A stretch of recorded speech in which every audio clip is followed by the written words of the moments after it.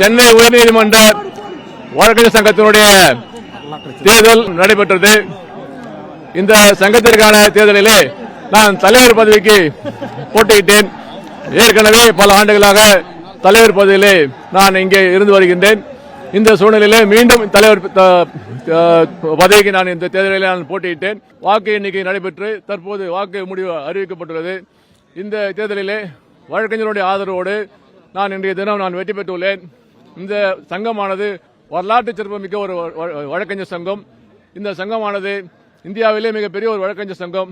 வழக்கறிஞர்களுக்கு மட்டுமல்லாமல் ஒட்டுமொத்த மக்களுக்கும் சமுதாய மக்களுக்காக போராடுகின்ற ஒரு மிகப்பெரிய ஒரு வழக்கறிஞர் சங்கம். இந்த சங்கத்தினுடைய தலைவராக தேர்ந்தெடுக்கப்பட்டதிலே நான் மிகவும் மகிழ்ச்சி அடைகின்றேன். இந்த சங்க தேர்தலில்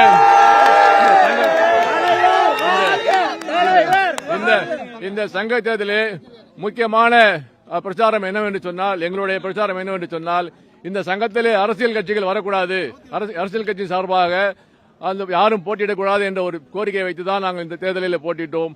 அதற்கு பெருவாரியான வழக்கறிஞர்கள் எங்களுக்கு ஆதரவு அளித்தார்கள். இந்த ஆதரவுக்காக அனைத்து வழக்கறிஞர்களுக்கும் என்னுடைய நன்றியை தெரிவித்துக் கொள்கிறேன். இந்த தேர்தலின் மூலமாக பதவியேற்க உள்ளேன். எங்களுடைய ஒட்டுமொத்த வழக்கறிஞர்களுக்காக நாங்கள் தொடர்ந்து பாடுபடுவோம் என்பதையும் இந்த நேரத்தில் நான் தெரிவித்துக் கொள்கிறேன்.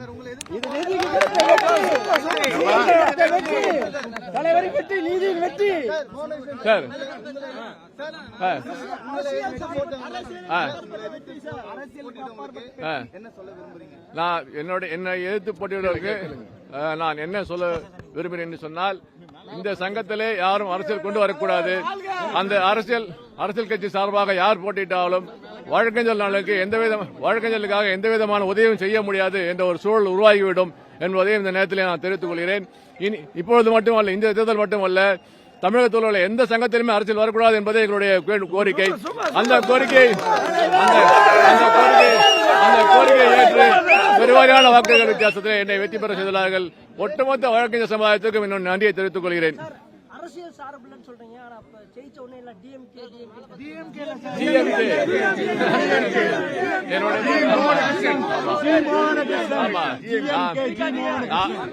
சென்னை உயர்நீதிமன்றத்திலே இனிமேல் எந்த விதமான அரசியல் சாயங்களும் இருக்காது என்பதையும் இந்த நேரத்தில் நான் தெரிவித்துக் கொள்கிறேன். அந்த அடிப்படையில் தான் இந்த தேர்தலில் நான் போட்டியிட்டு வெற்றி பெறுவேன்.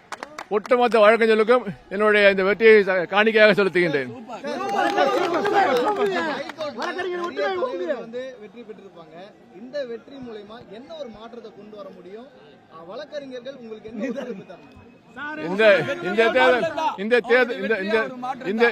இதுவரை நடைபெற்ற தேர்தலிலே இந்த தேர்தல் மிக முக்கியமான ஒரு தேர்தல். ஏனென்று சொன்னால், அரசியல் கட்சி சார்பாக இந்த தேர்தல் நடைபெற்றது. அரசியல் கட்சி சார்பாக வேட்பாளர்கள் போட்டியிட்டு இந்த தேர்தலிலே போட்டியிட்டார்கள். அந்த அடிப்படையில் இந்த தேர்தல் மிக மிக முக்கியமான ஒரு தேர்தல். இந்த தேர்தலிலே அரசியல் வரக்கூடாது என்று வழக்கறிஞர்கள் முடிவு செய்து என்னை தேர்ந்தெடுத்துள்ளார்கள் என்பதை இந்த நேரத்தில் நான் தெரிவித்துக் கொள்கிறேன்.